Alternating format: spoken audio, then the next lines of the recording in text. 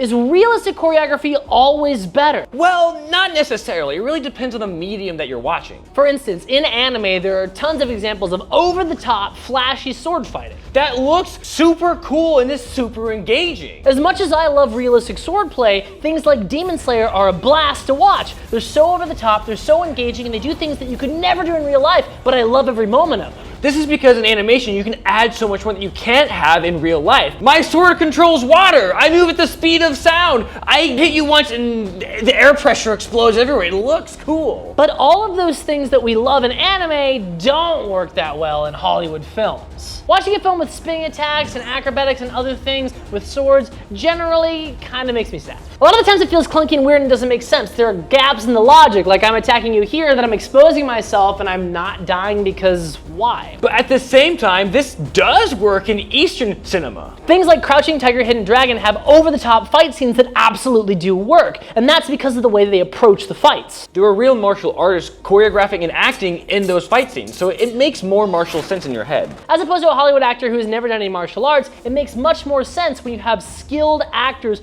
who are doing choreography built by martial artists. There's not gaps in the martial logic, and it flows better. So it turns out the enemy isn't unrealistic sword fight choreography. They work great in anime and Eastern films.